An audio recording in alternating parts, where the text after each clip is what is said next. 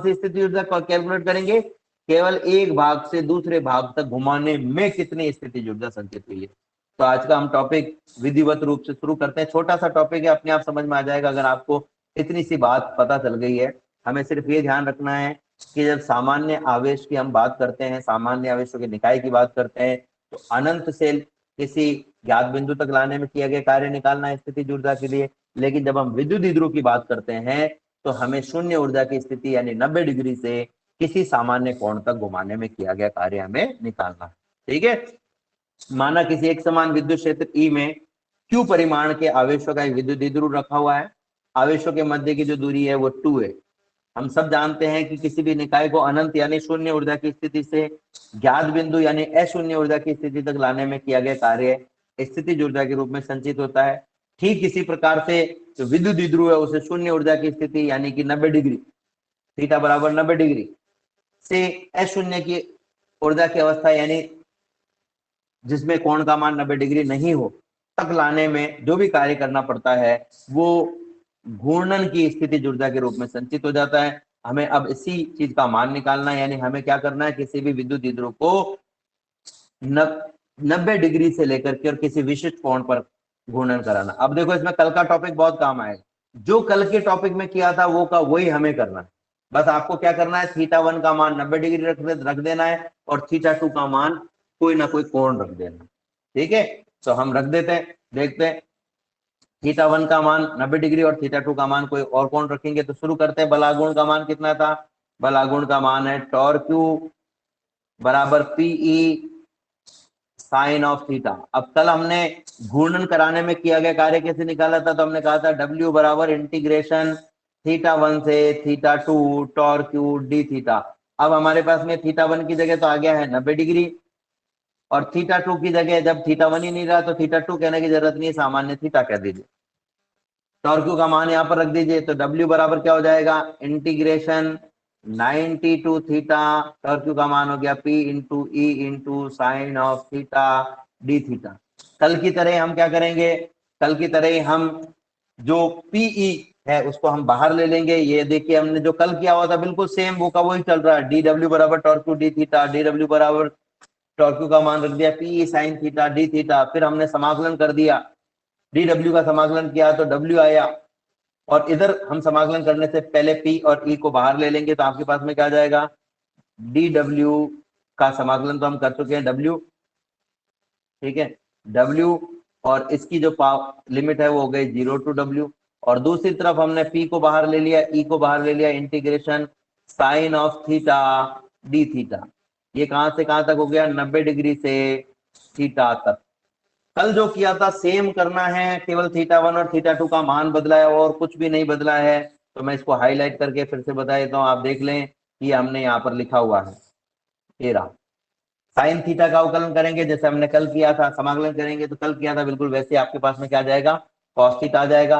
P into ई आपके पास already बाहर है। अब जो आपके पास में लेफ्ट में है W, उसमें हम एक बार तो अपर लिमिट रख देते हैं और दूसरी तरफ आपके पास में आ गया PE माइनस का कॉस ऑफ थीटा, कहां से कहां तक, 90 से थीटा तक। ठीक है, एक बार W की जगह W रखेंगे और एक बार 0, एक बार अपर लिमिट और एक बार लोअर लिमिट। यहाँ पर आप देख सकते हो इस तरीके से हमने रखी हुई है। ठीक है, और जो माइनस है उसको हम बाहर ले लेंगे। बाहर ले लेंगे तो आपके पास में क्या आ जाएगा, बाहर लेते ही आपके पास में अंदर आ जाएगा माइनस का P इंटू ई, बाहर ले लिया तो अंदर रह गया ओनली कॉस थीटा, कहां से कहां तक, 90 से थीटा तक। बस अब आपको क्या करना है, एक बार थीटा रखना है और एक बार 90 रखना है। जैसे पिछले वाले में हमने एक बार θ2 रखा था और एक बार θ1 रखा था। जो पिछले में किया था ठीक वो का वही इसमें भी हमें करना है, कोई भी नई चीज नहीं है, कोई भी नई चीज नहीं है। जो पिछले में हमने किया था वही हमें करना है। फिर से समझ लीजिए, आपके पास में W आ गया है लेफ्ट में, राइट में क्या आ गया, माइनस का P इंटू ई और आपके पास में कॉस थीटा था 90 टू थीटा। आप क्या करेंगे, यहाँ पर माइनस बाहर है, P इंटू ई, एक बार आप थीटा का मान रखेंगे थीटा अपर लिमिट, तो ये आ गया वापस से कॉस थीटा आ गया। थीटा की जगह थीटा रखोगे तो कोई चेंज ही नहीं होगा।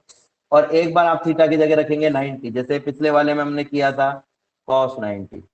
ठीक है, अब आप यहाँ पर मान रख दीजिए cos 90 का मान 0 होता है, तो आपके पास में आ जाएगा माइनस का P into E into cos theta, minus का P into E into cos of theta. तो इस तरीके से हम ये जो मान निकाल रहे हैं वो हमारे पास में कार्य का मान आ गया, किए गए कार्य का मान आ गया है। ये जो किया गया कार्य है वो हो गया है W बराबर माइनस का P into E into cos of theta. ठीक है, अब देखिए A डॉट बी बराबर होता है ए बी कॉस थीटा, तो ए बी कॉस थीटा बराबर क्या होगा, A डॉट बी। तो इसी तरीके से हम क्या लिख सकते हैं इस तरीके से हम लिख सकते हैं W बराबर माइनस का P dot E. A B cos theta को A डॉट बी लिखने के लिए तीन शर्तें हैं। ए बी कॉस थीटा को A डॉट बी लिखने के लिए तीन शर्तें हैं। नंबर एक, A एक सदिश होना चाहिए, B एक सदिश होना चाहिए और थीटा इन दोनों के बीच का कोण होना चाहिए। तो ऐसे ही PE cos थीटा को क्या P डॉट E हम लिख सकते हैं, तो उसके लिए हमें देखना पड़ेगा क्या P एक सदिश है, हाँ P एक सदिश राशि है। क्या E एक सदिश राशि है, बिल्कुल E एक सदिश राशि है। क्या थीटा इनके बीच का कोण है, बिल्कुल थीटा इनके बीच का कोण है। तो अब हम इसको P डॉट E लिख सकते हैं। अगर थीटा इनके बीच का कोण नहीं होता तो आप इसको P डॉट E नहीं लिख सकते थे। अगर E सदिश नहीं होता तो आप इसे नहीं लिख सकते। जैसे मान लो लिखा हुआ है एम वी कॉस थीटा, तो आप इसको m डॉट वी नहीं लिख सकते क्योंकि m एक सदिश नहीं है।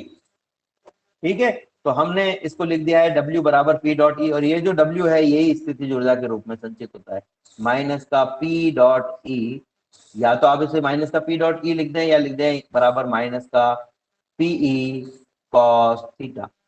तो ये सूत्र मैंने आपको बिगिनिंग में ही बता दिया था, आपने देखा होगा मैंने बिगिनिंग में सूत्र निकाल लिया था, और ये सूत्र मैंने आपको बिगिनिंग में ही बता दिया था। तो जब हमें यही सूत्र निकालना था, तो बिगिनिंग में इतनी सारी बातें करने की जरूरत क्या थी? इतनी सारी बातें करने की जरूरत इसलिए थी कि आपका प्रश्न ये उठ सकता था कि सर ये 90 डिग्री से घुमाना शुरू क्यों किया, 0 डिग्री से शुरू क्यों नहीं किया, 180 से शुरू क्यों नहीं किया? क्यों नहीं किया? क्योंकि 90 डिग्री की अवस्था वो अवस्था है जिसमें स्थितिज ऊर्जा का मान शून्य होता है। तो अभी जो हमने निकाला है वो और जो कल हमने निकाला था उसमें क्या अंतर है भाई? कल हमने निकाला था U बराबर PE cos theta 1 minus cos theta 2, और अभी हमने निकाला U बराबर माइनस का PE cos थीटा। दोनों में क्या अंतर है? ये जो U है ये दो स्थितिज ऊर्जाओं का अंतर है, और ये जो U है ये भी दो स्थितिज ऊर्जाओं का अंतर है। लेकिन ऊपर वाले U में दोनों स्थितिज ऊर्जाएं अशून्य है, जबकि नीचे वाले U में एक स्थितिज ऊर्जा शून्य है और एक अशून्य है। जैसे आपके पास में जो आया वो सूत्र क्या था? U बराबर माइनस का P into E into cos theta minus 0 आया था एक्चुअल में जो cos 90 था उसकी जगह 0 हो गया है। तो जब आप इसको गुणा करोगे तो आपके पास में एक पद नहीं आएगा, आपके पास में पद अभी भी दो ही आएंगे, माइनस का P into E into cos of theta और माइनस इंटू माइनस हो गया प्लस 0। तो ये भी दो स्थितिज ऊर्जाओं का अंतर है, ये भी दो स्थितिज ऊर्जाओं का अंतर है। ऊपर वाला दोनों अशून्य स्थितिज ऊर्जाओं का अंतर है, जबकि नीचे वाला जो U है उसमें एक तो अशून्य है और एक शून्य है,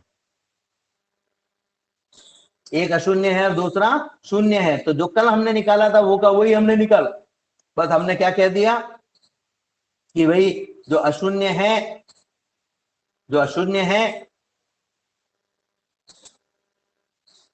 वो दोनों अशून्य मान में से एक को शून्य कर दीजिए। कल भी हमने U का मान जो निकाला था वो भी एक प्रकार से दो स्थितिज ऊर्जाओं का अंतर ही था। अब आपको एक स्थितिज ऊर्जा निकालनी है तो एक को 0 करना पड़ेगा। इसलिए हमने क्या किया कि भाई इसको 90 डिग्री से घूर्णन कराना शुरू करो। फिर से समझ लें, हमने कोई नया टॉपिक नहीं पढ़ा है, जो कल टॉपिक पढ़ा था वो का वही टॉपिक पढ़ा है, बस आज हमने उसको थोड़ा सा वापस से अरेंज करके कह दिया है कि भाई हमें क्या करना है, थीटा 1 कोण से थीटा 2 कोण तक नहीं घुमाना है, अब हमें शून्य ऊर्जा की स्थिति से अशून्य ऊर्जा की स्थिति तक घुमाना है, जिससे आप U2 और U1 दोनों में से किसी एक को अगर 0 कर दोगे तो जो U का मान है वो U2 हो जाएगा। यानी कि जो अंतर निकाला था वो एक स्थितिज ऊर्जा होती। तो इससे हमारे पास में फायदा क्या होगा, जब हम एक प्रारंभिक में शून्य ऊर्जा की अवस्था कहेंगे, तो जो आप U निकाल रहे हो जो कि स्थितिज ऊर्जाओं का अंतर है, वो वास्तव में स्थितिज ऊर्जाओं का अंतर नहीं होकर के क्या हो जाएगा, एक प्रकार से स्थितिज ऊर्जा बन जाएगा। स्थितिज ऊर्जाओं का अंतर जो है वो स्थितिज ऊर्जा बन जाएगा। तो कल वाला टॉपिक ही हमने वापस किया है, कोई नया टॉपिक नहीं है। आपको सिर्फ ये ध्यान रखना है कि स्थितिज ऊर्जा निकालने के लिए आपको 90 डिग्री से घूर्णन कराना शुरू करना है और किसी विशिष्ट कोण तक आपको लेकर के जाना है। और जब आपको स्थितिज ऊर्जाओं का अंतर निकालना हो तो किसी एक कोण θ1 से घूर्णन कराते हुए θ2 तक लेकर जाए। स्थितिज ऊर्जा का अंतर निकालना हो तो θ1 से θ2 तक, स्थितिज ऊर्जा निकालनी हो तो 90 डिग्री से थीटा तक। अब इसमें तीन विशिष्ट स्थितियां मैं बताता हूं जल्दी से। U बराबर माइनस का P इंटू ई कॉस थीटा आ गया। अब अगर हम इसे 0 डिग्री पर ले जाना चाहे, 0 डिग्री का मतलब क्या है, ये विद्युत क्षेत्र है और जो विद्युत द्विध्रुव है वो विद्युत क्षेत्र के समानांतर हो जाए इस तरीके से, तो ये 0 डिग्री की अवस्था आ जाएगी। यहाँ 0 रख दीजिए, 0 रखते क्या आ जाएगा, U, मुझे पता है आपकी केमिस्ट्री की क्लास है, मैं छोड़ दूंगा उससे पहले U बराबर माइनस का P into E into cos 0, cos 0 का मान होता है 1, तो आपके पास में U बराबर आ जाएगा माइनस का P इंटू ई। यानी कि हम ये कह सकते हैं कि 0 डिग्री पर स्थितिज ऊर्जा का मान माइनस का P इंटू ई होता है। 0 डिग्री को अपन क्या कहते हैं, स्थायी संतुलन की अवस्था। तो स्थायी संतुलन की अवस्था में स्थितिज ऊर्जा का मान कितना होता है, माइनस का P इंटू ई। दूसरी कंडीशन हम ले लेते हैं अस्थायी संतुलन की अवस्था। अस्थायी संतुलन की अवस्था, अस्थायी संतुलन की अवस्था में कोण का मान होता है थीटा बराबर 180। यहाँ पर 180 रख दो तो कॉस 180 का मान आता है माइनस का 1, तो U बराबर होता है माइनस का P into E into cos 180 की जगह माइनस का 1, माइनस इंटू माइनस हो जाएगा प्लस, हो जाएगा P इंटू ई। तो अस्थायी संतुलन की अवस्था में स्थितिज ऊर्जा का मान आ गया P इंटू ई।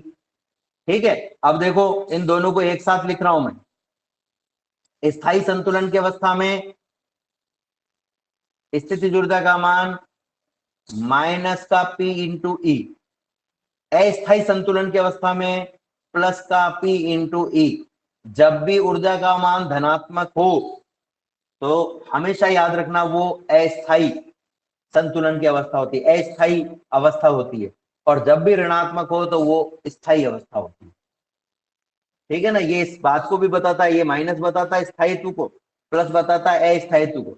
अब एक और कंडीशन ले रहे हैं कि 90 डिग्री से घुमा करके वापस 90 डिग्री पर ले आए, लेकिन एक में प्लस आवेश ऊपर था माइनस नीचे था, और जब घुमा करके लेकर आए तो ये उल्टा हो गया, प्लस नीचे आ गया माइनस ऊपर हो गया। पर अब भी कोण तो 90 डिग्री है, तो एक पूरा चक्कर घुमा दिया, 90 डिग्री से 90 डिग्री पे घुमा दिया, यानी थीटा की जगह भी 90 डिग्री, जो हमने पिछला सूत्र लिया उसमें थीटा की जगह भी 90 डिग्री और 90 जगह की 90 की डिग्री 90 डिग्री जो लिया उसकी जगह भी 90 डिग्री। तो थीटा की जगह 90 डिग्री जब हम रखेंगे तो हमारे पास में क्या आएगा, U is equal to minus का P इंटू ई कॉस 90, कॉस 90 बराबर होता है 0। यानी कि किसी भी विद्युत द्विध्रुव को एक पूरा घूर्णन कराया जाए, 90 डिग्री से 90 डिग्री पर घूर्णन कराया जाए, या हम कहें θ1 से वापस θ1 पर ले आया जाए घूर्णन करा करके, तो इस घूर्णन में कोई कार्य नहीं करना पड़ता है, किए गए कार्य का मान 0 होता है और स्थितिज ऊर्जा का मान भी 0 होता है। एक पूरे चक्र में किया गया कार्य या संचित ऊर्जा 0 होती है, ये आपको